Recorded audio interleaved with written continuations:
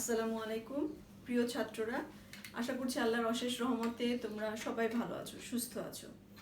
আজকে BBA fourth ইয়ারের সাথে আমার ক্লাস অ্যাডভান্স অ্যাকাউন্টিং 2 কোর্স। আমি গভর্নমেন্টাল অ্যাকাউন্টিংয়ের উপরে তোমাদের ক্লাসগুলো নিচ্ছিলাম। বিভিন্ন ফান্ড সম্পর্কে আমরা আলোচনা করছিলাম। আমরা গত ক্লাসে ডেট সার্ভিস ফান্ড নিয়ে আলোচনা শুরু করেছি। আজকে আমাদের এটা সেকেন্ড লেকচার আমাদের debt service fund. Debt service fund আসলে কি? আমাদের আমরা দেখেছি ক্যাপিটাল প্রজেক্ট ফান্ডের যে রেভিনিউ আর্নিংসের বা জেনারেটেড যে সোর্স, সেটা হলো বন্ড ইস্যু বা স্পেশাল অ্যাসেসমেন্ট। এগুলোর মাধ্যমে ক্যাপিটাল প্রজেক্টের রেভিনিউ জেনারেট হয়। তাহলে একটা বন্ড ইস্যু করা হলে তো লং টার্ম লাইবিলিটি তৈরি হয়ে গেল। তাহলে সেই লাইবিলিটিগুলো পরিশোধ করার ক্ষেত্রে যে অ্যাক্টিভিটিসগুলো, সেই অ্যাক্টিভিটিসগুলো আবার ডেট সার্ভিস ফান্ডে মেনটেন করা হয়। ক্যাপিটাল প্রজেক্ট ফান্ড তো একটা প্রজেক্ট শেষ হয়ে গেল, ফান্ডটা আমরা ক্যাপিটাল প্রজেক্ট ফান্ডটা ক্লোজ করে দিচ্ছি। কিন্তু তার পরবর্তীতে যে এই লং টার্ম লাইবিলিটিসগুলোকে পে করা হয়, পরিশোধ করা হচ্ছে, তাহলে সেগুলোর রেকর্ডিং, অ্যাকাউন্টিং মেনটেন্যান্সগুলো আমরা কার মাধ্যমে করছি? এই ডেট সার্ভিস ফান্ডের মাধ্যমে করছি। তাহলে গত ক্লাসে আমরা ডেট সার্ভিস ফান্ড সম্পর্কে জেনেছি, number of debt service fund সম্পর্কে জেনেছি, মানে কতগুলো ফান্ড মেনটেন করা যায় সেটা আমরা দেখেছি। এছাড়া আমরা দেখেছি use of general fund to account for debt service, মানে জেনারেল ফান্ডটাকে আমরা এই ডেট সার্ভিসের ক্ষেত্রে কিভাবে ব্যবহার করতে পারি, আলাদা করে ডেট সার্ভিস ফান্ড ক্রিয়েট না করে জেনারেল ফান্ডটাই আমরা কিভাবে ব্যবহার করতে পারি। এছাড়া বাজেটিং ফর ডেট সার্ভিসে আমাদের এস্টিমেটেড রেভিনিউ আমরা কিভাবে ক্যালকুলেট করব, অথবা অ্যাপ্রোপ্রিয়েশন আমরা কিভাবে ধরবো, সেটা আমরা দেখেছি। এছাড়া টাইপস অফ সিরিয়াল বন্ড, এটা সম্পর্কে আমরা জেনেছি। আমাদের রেগুলার সিরিয়াল বন্ড ছিল, ডেফার্ড সিরিয়াল বন্ড ছিল, অ্যানুইটি সিরিয়াল বন্ড ছিল, এছাড়া ইরেগুলার সিরিয়াল বন্ড ছিল। আচ্ছা, এছাড়া আছে accounting for regular serial bond.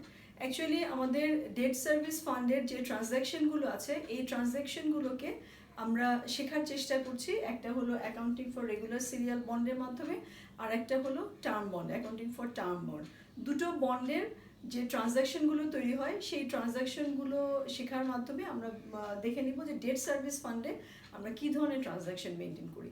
তাহলে গত ক্লাসে আমরা accounting for regular serial bond, মানে রেগুলার সিরিয়াল বন্ডের জন্য যে ট্রানজ্যাকশনগুলো হচ্ছে তার জার্নালাইজ আমরা করেছি, জার্নাল এন্ট্রিগুলো আমরা শিখেছি। আজকে আমরা শিখবো হলো term bond, debt service accounting for term bonds. ঠিক আছে, টার্ম বন্ডসের জন্য ডেট সার্ভিস ফান্ডে যে অ্যাকাউন্টিং রেকর্ডিং যে মেনটেন করা হচ্ছে, সেটা আমরা আজকে শিখে নেব। প্রথমে আমরা আসলে জেনে নিই টার্ম বন্ডসটা কি। টার্ম বন্ড বলতে আমরা কি বোঝাচ্ছি। এখানে বলেছে term bonds mature on a specific date in a future and bond face value must be repaid to the bond holder on that date. ঠিক আছে, তাহলে কি হচ্ছে, টার্ম বন্ডটা কি হচ্ছে, একটা স্পেসিফিক, ইন ফিউচারে, ভবিষ্যতে একটা স্পেসিফিক ডেট এটা ম্যাচিউর হবে, এবং সেই তারিখে যে ফেস ভ্যালু আছে, বন্ডের যে ফেস ভ্যালুটা আছে, সেই ভ্যালুটা বন্ড হোল্ডারকে রিপেড করে দিতে হবে। তার মানে কি, একবারে, ঠিক আছে, একবারে রিপেড করে দিতে হচ্ছে।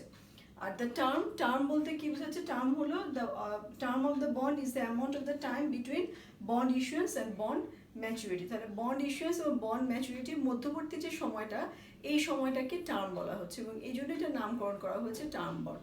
তাহলে টার্ম বন্ড কি হলো, এটা একটা নির্দিষ্ট যেই তারিখে ইস্যু হচ্ছে তার থেকে একটা নির্দিষ্ট সময় পর, হতে পারে 10 বছর বা 20 বছর পরে, এটার যে ফেস ভ্যালু যেটা আছে, সেই ফেস ভ্যালুটাকে পরিশোধ করতে হবে। এটা ম্যাচিউর হবে, সেই ম্যাচুরিটি পিরিয়ডটা শেষ হলে সেটা ম্যাচিউর হবে। আচ্ছা, এছাড়া দেখো কি বলা আছে, term bond issues mature in their entirety in the given date. তাহলে আমাদের এই পুরো অ্যামাউন্টটা, মানে বন্ড ভ্যালুর যে পুরো যে ফেস ভ্যালুটা, এটার এন্টায়ার অ্যামাউন্টটা ইস্যু হচ্ছে ম্যাচিউর হচ্ছে কবে? ম্যাচুরিটি ডেটে, ঠিক আছে, গিভেন ডেটে। আর in contrast were serial bond which mature in the instalment. কিন্তু সিরিয়াল বন্ডের ক্ষেত্রে আমরা দেখেছি যে এটা ম্যাচিউর হচ্ছে ইনস্টলমেন্টে, অর্থাৎ প্রত্যেকটা ইনস্টলমেন্ট, পিরিয়ডিক্যাল যে ইনস্টলমেন্টগুলো আছে, সেই ইনস্টলমেন্টের মধ্যে ইন্টারেস্ট অ্যামাউন্টও যেমন ছিল, তেমনভাবে বন্ডের একটা ইনস্টলমেন্টও, একটা প্রিন্সিপাল অ্যামাউন্টের একটা পোর্শনও ছিল। তাহলে এটা মিলে আমাদের ইনস্টলমেন্ট হয়েছে। তাহলে আমাদের সিরিয়াল বন্ডের ক্ষেত্রে কি হচ্ছে, যে তার যে ম্যাচিউর লাইফ, তার যে ম্যাচুরিটি লাইফ, এই লাইফের মধ্যে তা আস্তে আস্তে, মানে রেগুলার ইন্টারভেলে, একটা পিরিয়ডিক্যালি তার একটা প্রিন্সিপাল অ্যামাউন্ট পরিশোধ করতে হচ্ছে কি, আর তার সাথে সাথে ইন্টারেস্ট তো আছে। এবং এই ক্ষেত্রে আমরা কি দেখবো, যেহেতু প্রিন্সিপাল অ্যামাউন্টটা পরিশোধ হয়ে যাচ্ছে, সেজন্য ইন্টারেস্টের পরিমাণটাও আস্তে আস্তে কমে যাচ্ছে, যেহেতু আমাদের আসলের পরিমাণই কমে গেছে। আর টার্ম বন্ডের ক্ষেত্রে কিন্তু এই ঘটনাটা ঘটবে না, কারণ এখানে কোনো প্রিন্সিপাল অ্যামাউন্ট পরিশোধ করা হচ্ছে না ম্যাচুরিটির আগে। একদম গিভেন ডেটে যে ডেটটা দেওয়া আছে যে এই ডেটে এসে তাকে ফেস ভ্যালুটা পরিশোধ করতে হবে, সেই ডেটে সে এন্টার অ্যামাউন্টটা সে ওই ডেটে পরিশোধ করবে। সুতরাং তার আগে তার যে ইন্টারেস্টটা ক্যালকুলেট হবে সে তো পুরো সেই একটা ফিক্সড অ্যামাউন্টের উপরেই ক্যালকুলেশন হচ্ছে, এবং সেটা অবশ্যই কি হচ্ছে যে একই অ্যামাউন্ট, সেম অ্যামাউন্ট হচ্ছে, এখানে ইন্টারেস্ট কিন্তু কমার সুযোগটা পাওয়া যাচ্ছে না। তাহলে এটা আমরা সিরিয়াল বন্ডের সাথে কন্ট্রাস্ট আমরা দেখলাম। এছাড়া কি বলেছে, required revenue of term bond debt service fund may be determined on the actuarial basis. ঠিক আছে, অ্যাকচুরিয়াল বেসিসে এই ডেট সার্ভিস ফান্ডের যে revenue of term debt service fund, এটা term bond debt service fund, এটা ডিটারমাইন করা হয় অ্যাকচুরিয়াল বেসিস। তাহলে অ্যাকচুরিয়াল বেসিসটা কি সেটা চলো আমরা একটু দেখে নিই। অ্যাকচুয়াল বেসিসটা কি? অ্যাকচুয়াল বেসিস বলছে the stipulates that total investment from the company plus investment return must match the required contribution, মানে হলো repayment of bond from the fund. তাহলে কথাটার অর্থ কি? কথাটার অর্থ হলো এই যে একটা নির্দিষ্ট সময়, ধরো আমি 1 লাখ টাকার একটা বন্ড, টার্ম বন্ড ইস্যু করেছি 10 বছরের জন্য, তাহলে 10 বছর পরে আমাকে 1 লাখ টাকা পরিশোধ করতে হবে। এখন 10 বছর পরে হঠাৎ করে 1 লাখ টাকা কোথা থেকে জেনারেট করা যাবে, বা আমি পরিমাণটা তো আসলে এত কম হয় না, অনেক বেশি হয়। তাহলে এই যে এই কি করা হয় যে একটা ইনভেস্টমেন্ট প্রতি মাসে বা প্রতি পিরিয়ডিক্যালি 6 মান্থস অথবা 1 ইয়ার হতে পারে, যে একটা অ্যামাউন্ট ইনভেস্ট করা হয়, যে যাতে করে সেই অ্যামাউন্টটা আস্তে আস্তে তার উপরে ইন্টারেস্ট, ইনভেস্টমেন্ট রিটার্ন যেটা আছে সেই রিটার্ন এবং ইনভেস্টমেন্ট অ্যামাউন্টটা দুটো টোটাল অ্যাড হয়ে হয়তো ম্যাচুরিটি ডেটে এসে যেই টাকাটা আমাদের রিকোয়ার্ড কন্ট্রিবিউশন যতটুকু দরকার, ঠিক আছে, রিপেমেন্ট অফ বন্ডটা রিপেমেন্ট করতে যতটুকু পরিমাণ টাকা আমাদের দরকার, সেইটা টাকাটা আস্তে আস্তে আস্তে আস্তে আমরা কি করব, অ্যাকুমুলেট করব। আমাদের ডেট সার্ভিস ইনভেস্টমেন্ট যে ফান্ডটা আছে, ইনভেস্টমেন্ট যেটা আছে সেই ইনভেস্টমেন্টের মধ্যে আস্তে আস্তে আমরা সেই অ্যামাউন্টটা অ্যাকুমুলেটেড করবো, যাতে করে আমাদের আফটার 10 ইয়ার্স অর 15 ইয়ার্স অথবা 20 ইয়ার্স আমাকে যে বন্ডের ফেস ভ্যালুটা পরিশোধ করতে হবে সেটাকে আমি পরিশোধ করবো। এটা আসলে অ্যাকচুয়াল বেসিসের একটা উদাহরণ। আচ্ছা, এছাড়া কি বলছে, this method follows the basic premise of any actuarial process in that cost and benefit must be equal। তার মানে এই যে আমি বললাম টোটাল ইনভেস্টমেন্ট প্লাস আর্নিং এবং এই যে রিকোয়ার্ড পেমেন্ট অফ বন্ড, এই দুটো সমান হতে হবে। ঠিক আছে, তাহলে বলছে যে cost and benefit must be equal.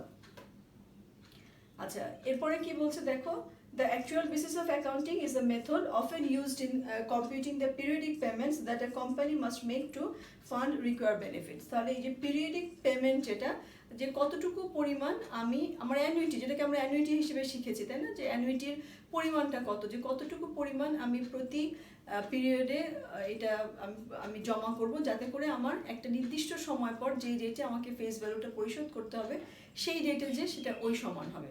তার মানে কি, এটা ফিউচার ভ্যালু অফ অ্যানুইটি আমাদের হাতে থাকে। এই যে বন্ডের যে ফেস ভ্যালু যেটা আছে সেটাকে আমরা ধরে নিতে পারি ফিউচার ভ্যালু অফ অ্যানুইটি, যে ওই তারিখে যে আমাকে এই পরিমাণ পরিশোধ করতে হবে, তাহলে আমি অ্যানুইটি কতটুকু পরিমাণ করে আমি জমা করব, যাতে করে আমার টোটাল ইনভেস্টমেন্ট এবং টোটাল যে ইনভেস্টমেন্ট আর্নিংস যেটা সে দুটো মিলে আমার কিসের সমান হবে, আমার এই যে ফেস ভ্যালু, বন্ডের যে ফেস ভ্যালু তার সমান হবে। তাহলে এটাকে আমরা অ্যাকচুয়াল বেসিস বলছি, যে অ্যাকচুয়াল বেসিসে এটা করা হয়। এবং অ্যাকচুয়াল বেসিসে আমরা আরেকটা জিনিস দেখব, যে এখানে কিন্তু অনেক এই যে এতগুলো বছর, অনেকগুলো বছরের মধ্যে যে চেঞ্জটা, ইভেন্ট রিস্ক বলা হয়, যে এই রিস্কগুলো কিন্তু এখানে অনেক অ্যাজাম্পশন আছে, যে অ্যাজাম্পশনগুলোকে ধরা হয় এই ইভেন্ট রিস্কগুলোকে বা চেঞ্জগুলোকে কনসিডার করে তারপরে এই পুরো প্রসেসটাকে এস্টাবলিশ করা হচ্ছে। আচ্ছা, তাহলে এখানে দেখো একটা এক্সাম্পল আছে, আমরা এক্সাম্পল দিয়ে বোঝার চেষ্টা করি টার্ম বন্ডটা কি, এবং সাথে সাথে আমরা এটাও বুঝে নিব যে আমাদের ট্রানজ্যাকশনগুলো, ডেট সার্ভিস ফান্ডের ট্রানজ্যাকশনগুলো জন্য জার্নাল আমরা কিভাবে করব। আচ্ছা, এক্সাম্পলটা দেখো, আমরা একটু ভালো মতো পড়ি। এখানে বলেছে the town of Brighton has a term bond issue amounting two টাকা 15 lakh with a 20 years life. তাহলে 15 লাখ টাকা একটা টার্ম বন্ড ইস্যু করা হয়েছে, যার ফেস ভ্যালু হলো 15 লাখ, তার হলো উইথ 20 ইয়ার্স লাইফ। তার মানে 20 বছর পরে এটা ম্যাচিউর হবে। 20 বছর যেহেতু টার্ম বন্ড, তাহলে 20 বছর পরে তাকে 15 লাখ টাকা পরিশোধ করতে হবে। আচ্ছা, এরপরে বলছে the term bond bear semi annual interest at a nominal, মানে স্টেটেড যেটা অ্যানুয়াল রেট অফ 5%। স্টেটেড বলছে কারণ 5%, কারণ এটা যখন সেমি অ্যানুয়ালি হচ্ছে তার মানে কি বেড়ে যাবে না, কম্পাউন্ডিংটা বেড়ে যাবে। তাহলে আমরা কি বলছি যে টার্ম বন্ড এটা কি হচ্ছে সেমি অ্যানুয়াল ইন্টারেস্ট একটা নমিনাল কত 5% স্টেটেড রেটে এই টার্ম বন্ডটা ইস্যু করা হয়েছে। পেয়েবল হলো জানুয়ারি 1 অ্যান্ড জুলাই 1, জানুয়ারি 1 তারিখে একটা ইনস্টলমেন্ট পরিশোধ হবে এবং জুলাইয়ের 1 তারিখে। এখানে ইনস্টলমেন্ট মানে হলো ইন্টারেস্ট, এখানে তো কোনো প্রিন্সিপাল অ্যামাউন্ট থাকছে না, শুধু ইন্টারেস্টটা পেমেন্ট হবে। আচ্ছা, এরপরে বলেছে revenue and other financing sources of this particular debt service fund are assume to be property tax levied directly for this debt service fund and earning on investment of the debt service fund. তাহলে revenue and other financing sources, এই যে আমাদের এই particular debt service ফান্ডের জন্য revenue ও আদার financing সোর্সগুলো থেকে হচ্ছে বলেছে প্রপার্টি ট্যাক্স লেভিড ডিরেক্টলি এই ডেট সার্ভিস ফান্ডে এই ট্যাক্সটা কালেক্টেড হচ্ছে। আর আর্নিং অন ইনভেস্টমেন্ট মানে যে আমরা বলেছিলাম যে অ্যাকচুয়াল বেসিসে আমরা ইনভেস্টমেন্ট করব, তাহলে ইনভেস্টমেন্ট থেকে যে আর্নিংসটা আসবে সেটাও এখানে রেভিনিউ সোর্স হিসেবে ইউজ হবে। আর হলো প্রপার্টি ট্যাক্স লেভি যেটা, সেটাও রেভিনিউ সোর্স হিসেবে আমরা ধরে নিব।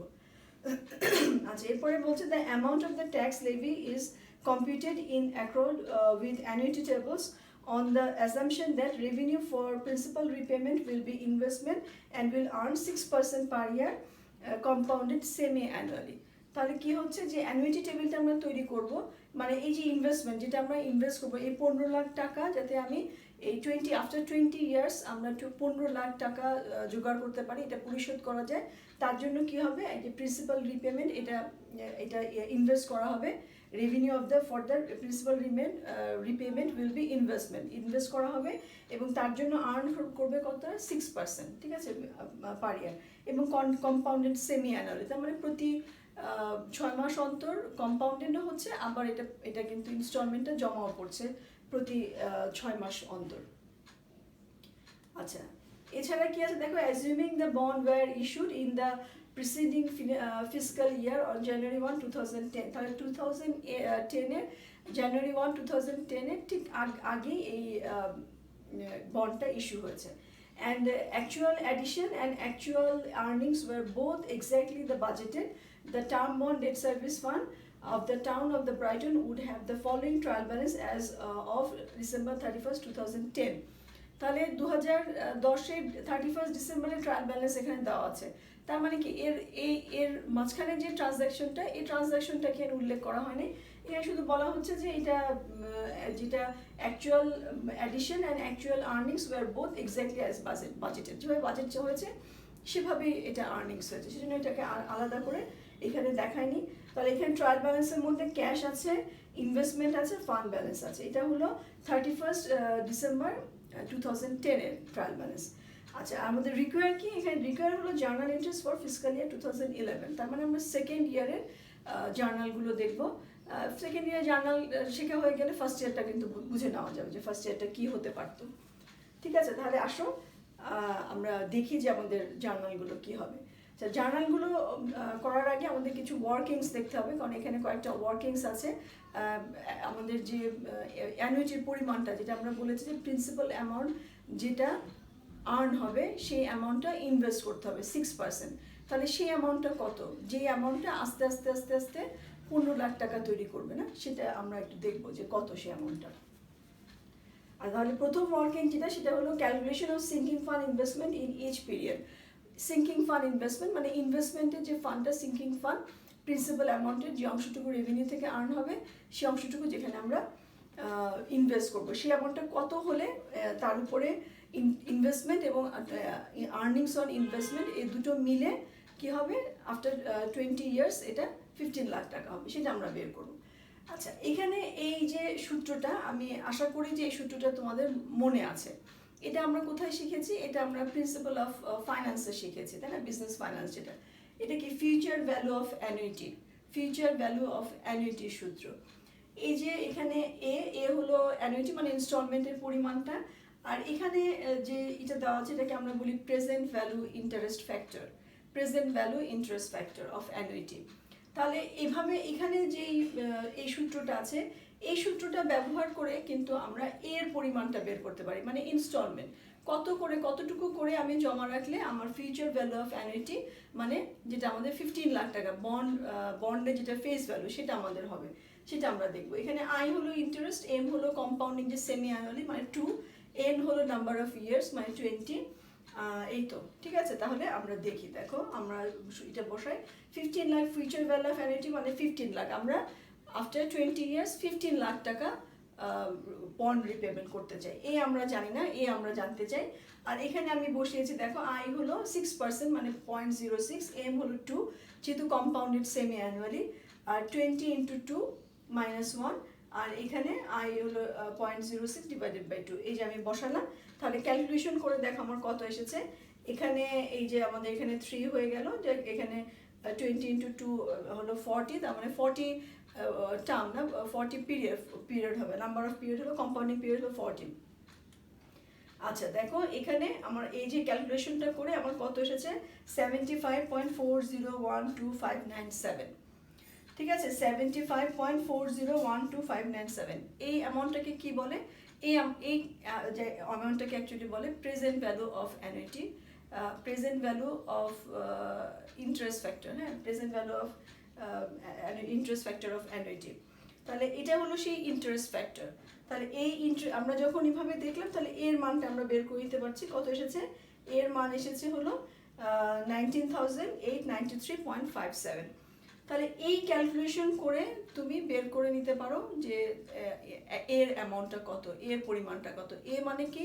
এ মানে হলো প্রিন্সিপাল অ্যামাউন্টের যে অংশটা তুমি ইনভেস্ট করছো, ঠিক আছে, ইনভেস্ট করছো, যেটা গ্র্যাজুয়ালি আফটার 20 ইয়ার্স বা আফটার 40 পিরিয়ডস এটা কি হবে 15 লাখ টাকা তৈরি করবে, সেটা আমরা দেখে নিলাম এত। আচ্ছা এভাবে যদি না করি, অনেক সময় অঙ্কের ভিতরে এরকম করেও কিন্তু দেওয়া থাকে, হ্যাঁ অঙ্কের মধ্যে বলে দিবে the future amount of taka 1 investment at the end of each period will amount to taka 75.4012,795। এই যে 75.4012,597 at the end of 40 periods, ঠিক আছে, 40 পিরিয়ড 40 পিরিয়ডসের পরে তার 1 টাকা করে ইনভেস্ট করলে 40 পিরিয়ড পার হলে সেটা কত তৈরি করবে 75.4012,597 if the periodic compound interest is 3%। Periodic compound মানে 6% তো ইয়ারলি, তাহলে সেমি অ্যানুয়ালি হলে এটা 3% হবে। তাহলে এভাবে কিন্তু অঙ্কের ভিতরে বলা থাকে। এই যে আমাদের এই যে অ্যামাউন্টটা দেওয়া আছে এটাকে কিন্তু আমরা অ্যাকচুয়ালি বলি যে future value of interest factor of annuity, ঠিক আছে, future value of interest factor of annuity. তাহলে এভাবে আমাদের অঙ্কে দেওয়া থাকতে পারে। এভাবে যদি দেওয়া থাকে তাহলে তো আমরা এই যে একইভাবে 15,000কে 75.4012,597 দিয়ে ভাগ করে আমরা 19,893.57 এই অ্যামাউন্টটা আমরা পেয়ে যাব। তাহলে এটা আমরা কি বের করলাম? এই ওয়ার্কিংস, এটা কিন্তু অল্টারনেটিভ দুটো আমি নিয়ম দেখিয়েছি যে যদি এটা অঙ্কের মধ্যে বলা না থাকে যে এরকমভাবে future value of interest factor of annuity এটা যদি দেওয়া না থাকে, এটা কিন্তু এভাবে বলা থাকবে যে ইনভেস্টমেন্ট 1 টাকা ইনভেস্ট করলে 40 পিরিয়ডস পর এরকম পাওয়া যাবে, এভাবে লেখা থাকবে। আর তুমি এটাকে সূত্রের মাধ্যমে এভাবে বের করে নিতে পারো। আচ্ছা এরপরে আসো calculation of each bond interest payment. আমাকে প্রতি পিরিয়ডে আমাদের ইচ বন্ড ইন্টারেস্ট পেমেন্টটা কত, সেমি অ্যানুয়ালি ইন্টারেস্ট পেমেন্ট করতে হবে, তাহলে সেটা প্রতি বন্ড ইন্টারেস্ট কত হবে? তাহলে আমাদের 15 লাখ টাকার উপরে 5% হারে হাফ ইয়ার্স, ঠিক আছে, 15 লাখ টাকার উপরে 5% হারে হাফ ইয়ার্স কত 37,500 প্রত্যেক 6 মান্থস আফটার এটা পরিশোধ করতে হবে। এবং এটার কিন্তু কোনো চেঞ্জ নাই, 40 পিরিয়ডস মানে 20 ইয়ার্স ধরে এই একই অ্যামাউন্ট হবে, যেহেতু আমাদের প্রিন্সিপাল অ্যামাউন্ট চেঞ্জ হচ্ছে না। প্রিন্সিপাল অ্যামাউন্ট তো আমরা কিছুই পরিশোধ করছি না, আমরা একবারে যে 15 লাখ আমরা একবারে যে 20 ইয়ার্স পরে পরিশোধ করবো। সুতরাং এই যেহেতু প্রিন্সিপাল অ্যামাউন্টে কোনো চেঞ্জ নেই, সো ইন্টারেস্টের কোনো চেঞ্জ নেই। তাহলে এই 37,500 করে আমাকে সেমি অ্যানুয়ালি প্রত্যেক 6 মাস অন্তর অন্তর আমার বন্ড হোল্ডারকে পেমেন্ট করতে হবে। আচ্ছা তাহলে দেখো এখানে যেটা বলেছে the tax revenue must be sufficient to cover each bond interest payment plus to required addition for sinking fund investment. তাহলে আমি যে একটা বছরের যে রেভিনিউ এস্টিমেশনটা আমরা করব, রেভিনিউ আর্নিংস যেটা আমার হওয়া লাগবে, সেটা কি হবে? এই যে বন্ড ইন্টারেস্ট পেমেন্ট 37,500 এটা আমার লাগছে, এটা দুবার পেমেন্ট করব আমি, জানুয়ারি 1 আর জুলাই 1, তাহলে দুবার পেমেন্ট হলো। আর তার সাথে সাথে সিঙ্কিং ফান্ড ইনভেস্টমেন্টে যেটা আমরা কিছুক্ষণ আগে বের করলাম 19,000, কত ছিল 19,000 সামথিং না 638 বোধ হয়। আচ্ছা তাহলে আমাদের এই ট্যাক্স এটাও ইন্টু 2 হবে। দেখো আমাদের ট্যাক্স রেভিনিউ কত হয়, দুটোকে ইন্টু 2 করেছি কারণ 6 মান্থস। আচ্ছা এই যে আমার 19,893 ছিল, তাহলে আমাদের 37,500 এটা আমরা দুবার দিচ্ছি এবং 19,893.57 করে প্রিন্সিপাল অ্যামাউন্টটা আমরা দুবার করে ইনভেস্ট করছি। তাহলে এই পরিমাণ এই 1,14,787 1,14,787.14, ঠিক আছে, এই অ্যামাউন্টটা আমার প্রতি বছর রেভিনিউ আর্নিংস করতে হবে এবং সেখান থেকে আমি ইন্টারেস্ট কিছু পেমেন্ট করব এবং কিছু আমি সিঙ্কিং ফান্ডে ইনভেস্ট করব। তাহলে আমার এস্টিমেটেড রেভিনিউ হতে হবে 1,14,787.14। তার সাথে আরও কিছু অ্যাড হবে কারণ আমাদের ইনভেস্টমেন্ট আর্নিংসও তো আছে, তাই না, ইনভেস্টমেন্ট আর্নিংসও আছে। আচ্ছা এরপরে দেখো বলছি ওয়ার্কিং স্ট্রিতে earnings on debt service fund investment. তাহলে আমরা এটা বের করে নিই যে আমরা earnings on investment debt service fund কত হয়েছে, কারণ সেটা তো আমাদের এস্টিমেটেড রেভিনিউর একটা অংশ। আচ্ছা দেখো এরকম একটা টেবিল আমরা যদি পাই, এখানে ইয়ার আছে 2010-এ দুটো পিরিয়ড আছে এবং 2011-তে দুটো পিরিয়ড আছে 3-4, এভাবে আমাদের 40 পিরিয়ড পর্যন্ত যাবে। আচ্ছা প্রত্যেকটা পিরিয়ডে আমি 19,893.57 করে জমা করছি প্রত্যেকটা পিরিয়ডে 6 মান্থ আফটার। তাহলে 6 মান্থস আফটার আমি 19,893 করে পেমেন্ট করছি। তাহলে প্রথমে আমি যখন যখন আমি এটা জমা করলাম কোনো ইন্টারেস্ট আমার হলো না, তাহলে আমার ব্যালেন্স হলো 19,893। কিন্তু পরবর্তীতে যখন আমি সেকেন্ড পিরিয়ডে এটা জমা করেছি তখন এখানে একটা ইন্টারেস্ট তৈরি হয়ে গেছে, তাই না, কত 6% হারে আমাদের 6% এবং হাফ ইয়ারলি এটা আমরা 3% ধরলেও আমাদের এটা আসবে। তাহলে কত, এটা 596.81। আমার এই যে অ্যামাউন্টটা 19,893 এটা 6 মান্থস পার হয়ে গেছে, সুতরাং 6 মান্থসে সে ইনভেস্টমেন্ট আর্নিংস তার হয়েছে কত 596.81। তাহলে এখানে আমরা দেখলাম 3% পার পিরিয়ড, সেটা আমার কত 596.81। তাহলে এখন আমার এখানে যে balance at the end of the period কত হবে, এই অ্যামাউন্ট প্লাস এই অ্যামাউন্ট এবং তার সাথে এটা, তাহলে 19,893.57 ইন্টু 2 প্লাস হলো 596। দেখো 19,893.57 ইন্টু 2 প্লাস 596.79, এই দুটো মিলে আমার এসেছে 40,383.95। এটা আমার এখানে balance at the end of the period. তাহলে আফটার 2010 আমরা 31 ডিসেম্বর 2010-এ আমরা যে ইনভেস্টমেন্টের যে অ্যামাউন্টটা পাবো সেটা কত 40,383.95। আচ্ছা এবার আসো 2011-এ আমার যখন প্রথম যে ইনস্টলমেন্ট আমি পেমেন্ট যেটা আমি জমা করেছি সেটা হলো 19,893.57 এবং এর মধ্যেখানে এই 40,383.95-এর উপরে আবারও 3% হারে ইন্টারেস্ট কি বলে আর্নিংস হয়ে গেছে। তাহলে এই যে দেখো 40,383.95-এর উপরে 6% হারে হাফ ইয়ারলি কত 1,211.52, এটা আমার এখানে ইনভেস্টমেন্ট আর্নিংস আমার এখানে হয়েছে। এবং এখন আমি কি করব, আমার এইটা যোগ হবে, এটা যোগ হবে এবং এই অ্যামাউন্টটা যোগ হবে, এই তিনটা অ্যামাউন্ট যোগ করব 19,893 নতুন করে আমার ইনভেস্টমেন্ট, এবং এই ইনভেস্টমেন্ট তো আগেই ছিল 40,383.95 এবং আমার ইনভেস্টমেন্ট আর্নিংস হয়েছে কত 1,211.52। তাহলে টোটাল হলো আমার 61,489.04, এটা আমি এখানে বসিয়ে নিলাম।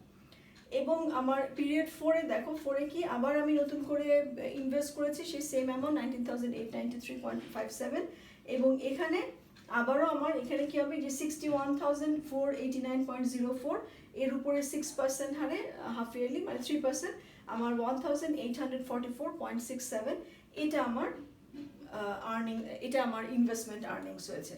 তাহলে আমার কত 1,844.67 এটা আমার ইনভেস্টমেন্ট আর্নিংস হলো। তাহলে অ্যাট দ্য এন্ড অফ 2011 আমার ইনভেস্টমেন্টের পরিমাণটা কত হলো, ইনভেস্টমেন্টের পরিমাণ হলো আগে আমার ছিল 61,489.04, নতুন করে আমরা 19,893.57 যোগ করেছি এবং তার সাথে এই যে আর্নিং অন ইনভেস্টমেন্ট আমাদের 1844.67, টোটাল আমার হয়েছে 83,227.28। তাহলে এই হলো আমাদের সেই অ্যানুইটি টেবিল, যেটা আমরা ক্যালকুলেশন করে পেয়ে গেলাম। এটা আমাদের ইনভেস্টমেন্ট আর্নিংস। তাহলে প্রতি বছরের ইনভেস্টমেন্ট আর্নিংসটাও আমি যোগ করে নিব আমার এস্টিমেটেড রেভিনিউর সাথে। আমরা এর আগে যে দেখেছি 1,14,000 প্লাসের সাথে এই দুটো অ্যামাউন্ট যোগ করে কিন্তু আমার এস্টিমেটেড আর্নিংসটা হবে। আমি আশা করছি এগুলো তো আসলে ক্যালকুলেশন আমাদের জন্য নতুন কিছু না, এগুলো পুরানো ক্যালকুলেশন। আচ্ছা, এরপর আসো ওয়ার্কিংস 4-এ calculation of estimated revenue and appropriation. এটা কি হবে? এস্টিমেটেড রেভিনিউ আমাদের 2010-এর জন্য, 2011 আমরা করছি। 2011-এর জন্য কত? আমরা আগে দেখেছি 1,14,787.14, মানে 19,893 ইন্টু 2 প্লাস 37,500 ইন্টু 2, দুটো যোগ করে আমরা এটা পেয়েছিলাম 1,14,787.14। তার সাথে এই যে দুটো ইন্টারেস্টের পেমেন্ট আমরা দেখেছি, দুটো ইন্টারেস্ট আর্নিংস ইনভেস্টমেন্ট আর্নিংস আমরা দেখেছি দুটো পিরিয়ডে। একটা ছিল 1,211.52, আরেকটা হলো 1,844.67। এই দুটো যোগ করে 1,17,843.33। এটা হলো এস্টিমেটেড রেভিনিউ 2011-এ ডেট সার্ভিস ফান্ডে। এস্টিমেটেড রেভিনিউ হলো এই অ্যামাউন্টটা। আর অ্যাপ্রোপ্রিয়েশন কি? অ্যাপ্রোপ্রিয়েশনে তো খুব ইজি, আমাদের এস্টিমেটেড রেভিনিউ দেখো যে যোগ করে। আচ্ছা, আমাদের এখানে দেখা যাচ্ছে এস্টিমেটেড রেভিনিউ ফর 2010 কি হতো যদি আমরা 2010-এর জন্য এস্টিমেটেড রেভিনিউ বের করতাম, তাহলে শুধুমাত্র 596 ছিল। এখানে দুটো অ্যামাউন্ট তো ছিল না, প্রথম তো 0, তারপরে 596.81। এটা আমরা যোগ করে আমাদের 1,15,383.95 এই অ্যামাউন্ট আমরা পেতাম। এটা 2010 সালের এস্টিমেটেড রেভিনিউ করতাম। আচ্ছা, আর আমাদের অ্যাপ্রোপ্রিয়েশন 2011-তে কত হবে? এটা আসলে অ্যাপ্রোপ্রিয়েশন প্রতি বছরের জন্য একই হবে, শুধু ইন্টারেস্টের যদি অ্যাপ্রোপ্রিয়েশন থাকে। আচ্ছা, তাহলে আমাদের কত? 37,500 প্লাস 37,500 মানে 75,000, এটা হলো আমার অ্যাপ্রোপ্রিয়েশন। আচ্ছা, তাহলে এখন আসো আমরা জার্নাল করি। ঠিক আছে, জার্নালগুলো কি করব?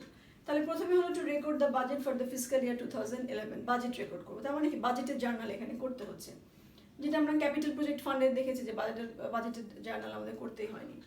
তাই টার্ম বন্ড ডেট সার্ভিস ফান্ডে আমরা কি করব? এস্টিমেটেড রেভিনিউ আমরা বের করে নিয়েছি অ্যামাউন্টটা 1,17,843, আর আমাদের বাজেটারি ফান্ড ব্যালেন্স হলো 42,843, আর অ্যাপ্রোপ্রিয়েশন হলো 75,000।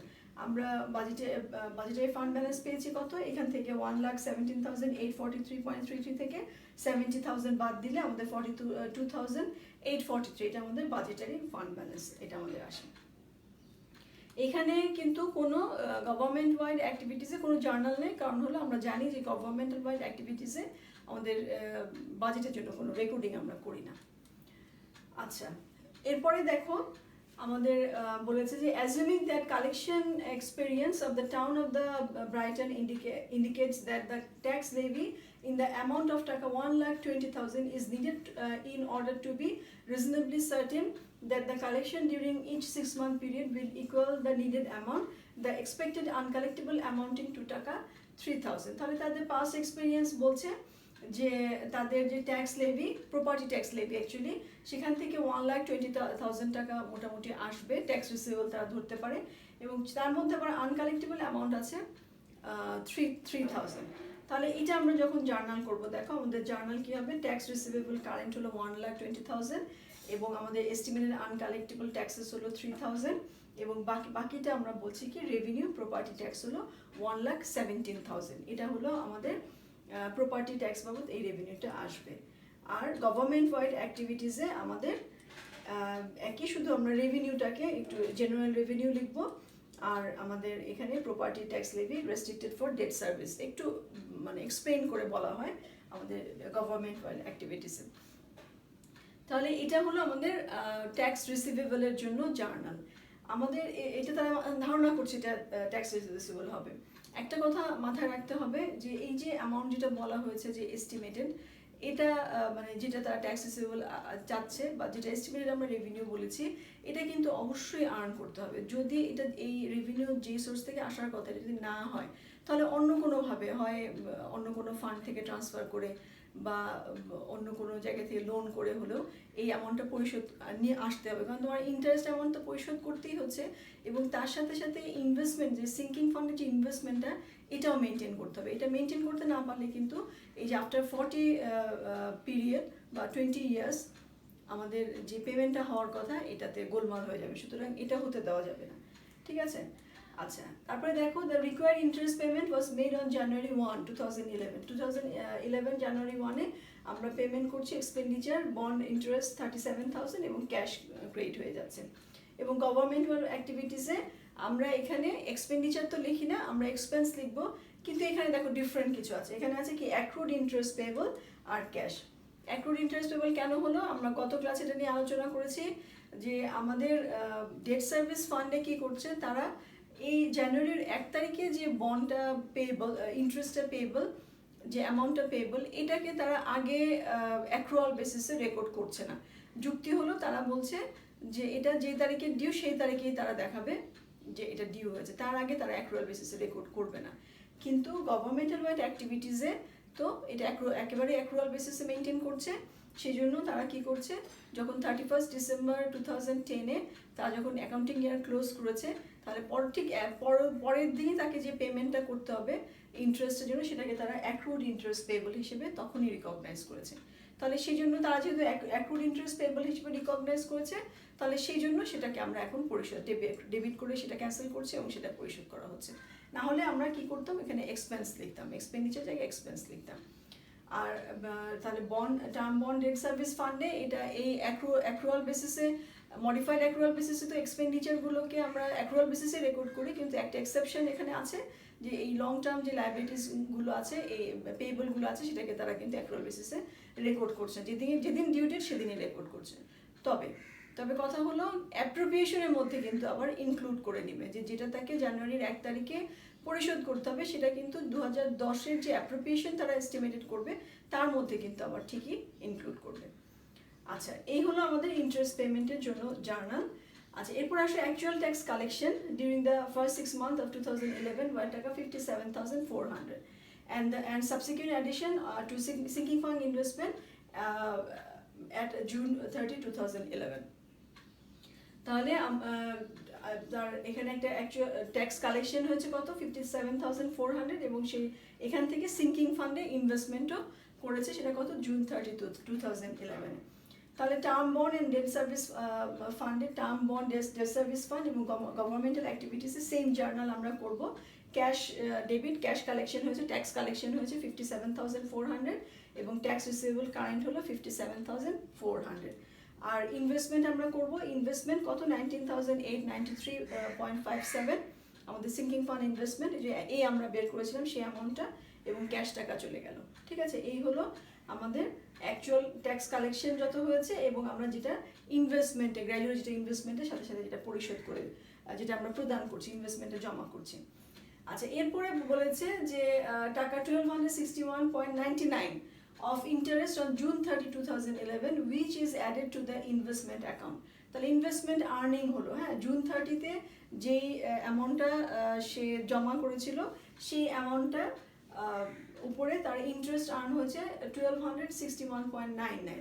কিন্তু আমরা কিন্তু যেই শিডিউলটা করেছিলাম, স্কেজুয়াল যেটা তৈরি করেছিলাম অ্যানুইটি টেবিল, সেখানে কিন্তু ছিল কত, দেখো 1211.52, তাহলে কত, এই যে 50.47 টাকা বেশি আছে। ঠিক আছে, যেহেতু এটা অ্যাকচুয়াল বেসিসে আমরা করছি, সেই জন্য এটা যে স্লাইটলি হায়ার দ্যান দ্য 6%, এই যে একটু বেশি হয়েছে কেন, কারণ হলো তার যে সিঙ্কিং ফান্ডে যে ইনভেস্টমেন্টের আর্নিংস অফ ইনভেস্টমেন্টে ছিল 6%, সেটা স্লাইটলি হায়ার ছিল এই সময়টাতে, যার কারণে এটা 50.47 টাকা ফ্ল্যাকচুয়েট করেছে। তো যেহেতু আমরা অ্যাকচুয়াল বেসিসে করছি, সুতরাং এগুলো আমরা কনসিডার করব। তাহলে এই অ্যামাউন্টটাকে আমরা ধরে নিব ইন্টারেস্ট আর্নিংস হিসেবে, ইনভেস্টমেন্ট আর্নিংস হিসেবে। তাহলে টার্ম বন্ড ডেট সার্ভিস ফান্ডে আমরা লিখছি ইনভেস্টমেন্ট অ্যাকাউন্টে জমা হবে, এবং রেভিনিউ হলো ইনভেস্টমেন্ট আর্নিংস 1261.99। আর গভর্নমেন্টাল অ্যাক্টিভিটিসে আমাদের ইনভেস্টমেন্টই আর জেনারেল রেভিনিউ, ইনভেস্টমেন্ট আর্নিংস আর রেস্ট্রিক্টেড ফর ডেট সার্ভিস একই, খালি আমাদের এখানে একটু এক্সপ্লেনেশনটা ডিফারেন্ট। আচ্ছা, এরপর আসুন the interest payment of 37,500 due on July 1, 2011। July 1-এ আমি ইন্টারেস্ট পেমেন্ট করবো। তাহলে ডেট সার্ভিস ফান্ডে এক্সপেন্ডিচার বন্ড ইন্টারেস্ট 37,500 এবং ক্যাশ টাকা 37,500। এটা তো আমাদের নর্মাল জার্নাল। আর ডেট সার্ভিস গভর্নমেন্টাল অ্যাক্টিভিটিস আমরা কি করবো দেখো, এখন তো আর কোনো অ্যাক্রুড ইন্টারেস্ট আমরা রেকর্ড করি নেই, এখানে তো আর কোনো ইয়ার এন্ডিং হয়নি, তাহলে এখানে আমরা এক্সপেন্ডিচার জায়গায় এক্সপেন্স লিখবো। তাহলে expense interest on long term debt 37,500 আর ক্যাশ ক্রেডিট করেছে 37,500। আমরা এর আগে ইন্টারেস্ট পেয়েবল কেন এখানে ক্রেডিট ডেবিট করেছিলাম, কারণ হলো ইয়ার এন্ডে একটা অ্যাক্রুয়াল বেসিসে আমাদের নিয়মই হলো যে আমরা যে পেয়েবলটা যেটা তৈরি হয়েছে, যেই আমাদের পরিশোধ করতে হবে সেটা থেকে রেকর্ড করতে হবে পেয়েবল হিসেবে। তাহলে আমরা আগে যেহেতু রেকর্ড করেছিলাম পেয়েবল হিসেবে, সেটাকে আমরা পরিশোধ করেছিলাম। আর এখানে তো আগে সেরকম কিছু রেকর্ড হয়নি, সুতরাং এক্সপেন্স হিসেবে সরাসরি টাকাটা প্রদান হয়েছে, তাহলে এক্সপেন্স হিসেবে আমরা রেকর্ড করছি।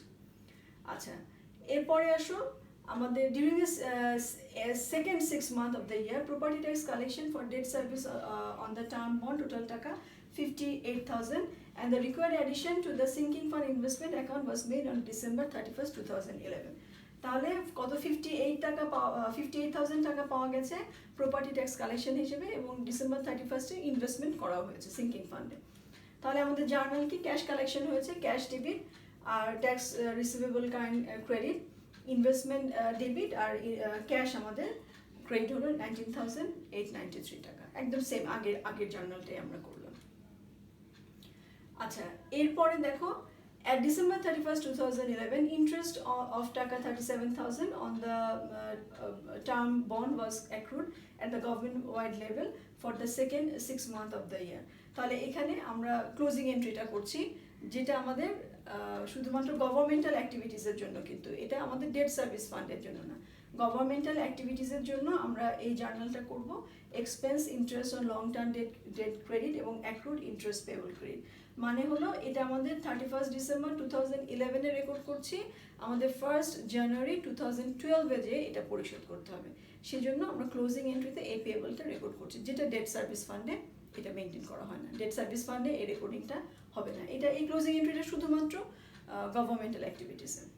আচ্ছা, এরপরে দেখো interest earning on sinking fund investment for the second 6 month of the year was recorded in the amount of টাকা 1,883.10, মানে এটা একই রকম আছে, চেঞ্জ নাই। তাহলে এখানে আমরা ইনভেস্টমেন্ট ডেবিট আর রেভিনিউ ইনভেস্টমেন্ট আর্নিংস হলো ক্রেডিট 1,883.10।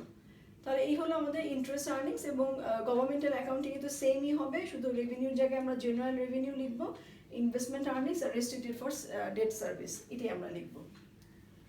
আচ্ছা, তাহলে এরপরে দেখো আমাদের tax levied for 2011 but not collected during the year become delinquent as December 31st। যদি তোমাদের খেয়াল থাকে, আমরা জেনারেল ফান্ডের ক্ষেত্রে দেখেছিলাম যে আমাদের কারেন্ট যে ট্যাক্স রিসিভেবলটা কারেন্ট যেটা আমরা কালেকশন করতে পারিনি, সেটাকে আর কারেন্ট হিসেবে রাখা যাবে না, সেটাকে আমরা রিক্লাসিফিকেশন করেছিলাম ডেলিনকুয়েন্ট ট্যাক্স হিসেবে। তাহলে এখানেও সেই কাজটা আমরা করব, আমাদের ট্যাক্স রিসিভেবল কারেন্টকে ক্রেডিট করে দিয়ে আমরা ডেলিনকুয়েন্ট ট্যাক্সকে ডেবিট করব। তাহলে দুটো আমাদের ডেট সার্ভিস ফান্ড এবং গভর্নমেন্টাল অ্যাক্টিভিটিসের সেম জার্নাল। আমরা কি করছি, আমাদের 1,20,000 টাকা আমরা ট্যাক্স রিসিভেবল ছিল, সেখান থেকে আমরা 57,400 আর 58,000 বাদ দিলে আমাদের থাকে হলো 4,600, যে ট্যাক্সটা আমরা এই ফিসকাল ইয়ারে কালেক্ট করতে পারিনি, সেটাকে কি করতে হবে ডেলিনকুয়েন্ট ট্যাক্স হিসেবে নেক্সট ইয়ারে এটাকে ক্যারি ফরওয়ার্ড করতে হবে। তাহলে আমরা কি লিখেছি, ট্যাক্স রিসিভেবল ডেলিনকুয়েন্ট আর ট্যাক্স রিসিভেবল কারেন্ট, এই যে 4,600, এটাকে আমরা জাস্ট রিভার্স করে রিক্লাসিফিকেশন করে দিলাম। তাহলে এটার সাথে সাথে আনকালেক্টেবল যেটা ছিল 3,000 টাকা, সেটাকেও আমাদের রিক্লাসিফিকেশন করতে হবে। আমাদের এস্টিমেটেড আনকালেক্টেবল কারেন্ট ট্যাক্স যেটা ছিল 3,000, সেটাকে আমরা এস্টিমেটেড আনকালেক্টেবল ডেলিনকুয়েন্ট ট্যাক্স 3,000 করে দিলাম। তাহলে এটা হলো রিক্লাসিফিকেশন অফ কারেন্ট যে tax receivable to the delinquent tax, ঠিক আছে। আচ্ছা, এরপরে দেখো এই আগের জার্নালটা কিন্তু আমরা জেনারেল ফান্ডে শিখেছি, একদম প্রথম দিকের ক্লাসে আমরা শিখেছি। আচ্ছা, এরপরে আসো আমাদের all budgetary and operating statement account of the term bond debt service fund were closed at December 31st, 2011। তাহলে ডিসেম্বর 31st 2011 আমার ক্লোজিং এন্ট্রি করব। ক্লোজিং এন্ট্রি সেই আমাদের বাজেটের যে জার্নাল আছে তার জন্য আমরা জাস্ট রিভার্স করব appropriation debit, budgetary fund balance credit debit আর এস্টিমেটেড রেভিনিউ ক্রেডিট। এটা আমাদের closing entry for budgetary journal. আর হলো আমাদের যে যতগুলো টেম্পোরারি অ্যাকাউন্ট তৈরি হয়েছিল রেভিনিউ এবং এক্সপেন্ডিচার রিলেটেড, সেগুলোকে আমরা সব জাস্ট রেভিনিউগুলোকে ডেবিট এবং এক্সপেন্ডিচারগুলোকে ক্রেডিট করে ফান্ড ব্যালেন্স যেটা বাকি রইলো সেটা হলো ফান্ড ব্যালেন্স। তাহলে এটাকে আমরা ক্লোজ করলাম এবং ফান্ড ব্যালেন্স আমাদের হয়েছে 45,145.09।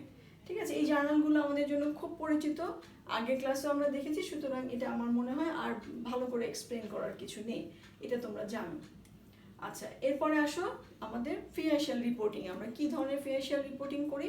আমরা যে জার্নালগুলো করলাম, এর আগের ক্লাসে জার্নাল করেছিলাম রেগুলার সিরিয়াল বন্ডের জন্য, আজকে আমরা জার্নাল করলাম টার্ম বন্ডের জন্য। তাহলে দুটো মিলেই ফিনান্সিয়াল রিপোর্টিং। দেখো, আমাদের ফিনান্সিয়াল রিপোর্টিংয়ের ক্ষেত্রে আসলে আমরা গভর্নমেন্টাল যে অ্যাক্টিভিটিসগুলো আছে, আমাদের গভর্নমেন্টাল অ্যাক্টিভিটিসের মধ্যেও তো আমরা দেখলাম যে ডেট সার্ভিস ফান্ডের প্রত্যেকটা অনেকগুলো, মানে প্রায় সবগুলো, দু একটা বাদে প্রত্যেকটার জন্য আমরা জার্নাল করেছি। তাহলে সেগুলো তো রিপোর্টিংয়ের ব্যাপার আছে।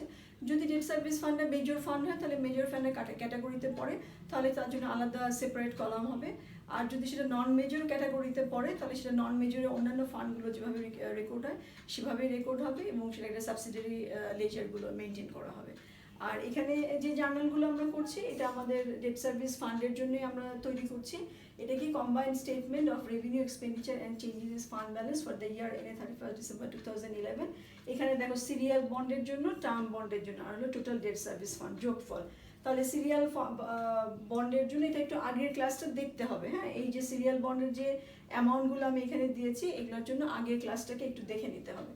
তাহলে ট্যাক্সেসের জন্য আমরা দেখলাম এই টাকা এসেছে। ইনভেস্টমেন্ট আর্নিংস, তো আমাদের এখানে কোনো ইনভেস্টমেন্ট আমরা করি নাই, আমাদের সিরিয়াল বন্ডের জন্য ইনভেস্টমেন্ট আর্নিংস নাই। এবং টার্ম বন্ড আমরা দেখলাম, টার্ম বন্ডের জন্য যে দুটো মিলে না 1200 আর 1800, 1200 প্লাস 1800 প্লাস নিয়ে আমাদের এখানে 3145। টোটাল রেভিনিউ এখানে আমরা পেয়েছি। আর এক্সপেন্ডিচার ইন্টারেস্ট অন বন্ড এখানে 36,000 আর ওখানে হলো আমাদের 75,000। excess of revenue over or under expenditure এখানে 4,800 মাইনাস ফিগার আর 45,145 ওটা যোগফল। আর আদার ফিনান্সিং সোর্সেস ইউজেস ট্রান্সফার আর 6,000, যে সেই যে ক্যাপিটাল প্রজেক্ট ফান্ড থেকে 6,000 টাকা ট্রান্সফার হয়েছিল, সেটা আমাদের সিরিয়াল বন্ডে আমরা দেখেছিলাম। এখন আমরা সেই রেগুলার সিরিয়াল বন্ডের যে ফিনান্সিয়াল রিপোর্টিং তৈরি করতেছি সেই অ্যামাউন্টে চলে এসেছে। তাহলে এই হলো আমাদের ইনক্রিজ ইন ফান্ড ব্যালেন্স হলো 1200, এবং আমাদের ফান্ড ব্যালেন্স জানুয়ারি 1-এ এখানে ট্রায়াল ব্যালেন্সের থেকে আমি এই অ্যামাউন্টটা পেয়েছি। আমাদের 2010-এর 31st ডিসেম্বর যে ট্রায়াল ব্যালেন্স, সেখানে এই ফান্ড ব্যালেন্সটা ছিল। এই হলো আমাদের combined statement of revenue expenditure and changes in fund balance. আচ্ছা, আরেকটা জার্নাল আমরা করছি সেটা হলো কি ব্যালেন্স শিট। আমাদের আর্টিফিশিয়াল রিপোর্টিং হলো ব্যালেন্স শিট। এখানে ক্যাশ কত, আমাদের যে জার্নালগুলো আছে সেখান থেকে লেজার করে এই অ্যামাউন্টগুলো পাওয়া গেছে। ট্যাক্স রিসিভেবল নেট অ্যামাউন্ট, হ্যাঁ, মানে এটা বাদ দিয়ে, আমাদের আনকালেক্টেবল বাদ দিয়ে টোটাল অ্যাসেট আর ফান্ড ব্যালেন্স। তাহলে এই হলো আমাদের revenue expenditure changes fund balance আর হলো ব্যালেন্স শিট। আর এখানে যেটা আমি দেখিয়েছি যে এটা একটা কম্পারিজন, আমরা আগেও আমরা এটা করেছি, আমরা এটা কম্পেয়ার করেছিলাম যে বাজেটের সাথে বাজেটের সাথে সিরিয়াল বন্ডে বাজেট কত ছিল, অ্যাকচুয়াল কত হয়েছে, আর টার্ম বন্ডের বাজেট কত ছিল, অ্যাকচুয়াল কত হয়েছে। ঠিক আছে, এরকম আমরা ফিনান্সিয়াল রিপোর্টিংগুলো করি। আর গভর্নমেন্টাল অ্যাক্টিভিটিসে তো যেটা আমি বললাম যে ডেট সার্ভিস ফান্ডটা কি, এটা কি মেজর ফান্ড অথবা এটা কি নন মেজর ফান্ড, তার উপরে বেসিস করে এটা যেভাবে ট্রিটমেন্ট আমরা আগে শিখেছি, আগে দেখেছি, সেভাবেই গভর্নমেন্ট অ্যাক্টিভিটিসে এটা রিপোর্ট করা হয়। তবে রিপোর্ট অবশ্যই করতে হবে। তাহলে এই হলো আমাদের ডেট সার্ভিস ফান্ডে। আমরা নেক্সট ক্লাসে ডেট সার্ভিস ফান্ডে আরও একটু কিছু বাকি রয়ে গেছে, আমাদের স্পেশাল অ্যাসেসমেন্ট, যেটা আমরা দেখেছিলাম যে ক্যাপিটাল প্রজেক্ট ফান্ডের স্পেশাল অ্যাসেসমেন্টের মাধ্যমে ক্যাপিটাল প্রজেক্ট ফান্ডের ফাইন্যান্সিং হয়েছে, রেভিনিউ আর্নিংস হয়েছে। তাহলে এই স্পেশাল অ্যাসেসমেন্টের ক্ষেত্রে যে পেমেন্টটা যদি ডেট সার্ভিস ফান্ডের মাধ্যমে করা হয় তখন আমরা কীভাবে রেকর্ড করব, আর একটা হলো ক্যাপিটাল লিজের মাধ্যমে যে আমরা যে অ্যাসেটটাকে অ্যাকোয়ার করছি সেটা আমরা কিভাবে করব। এই দুটো জিনিসই আমরা আগামী ক্লাসে ইনশাল্লাহ দেখব। তাহলে ডেট সার্ভিস ফান্ডের উপরে আমাদের আরও একটা ক্লাস করতে হবে। ঠিক আছে, তাহলে সেই পর্যন্ত আল্লাহ হাফেজ বলছি, সবাই ভালো থেকো, আমার জন্য দোয়া করো, ফি আমানিল্লাহ।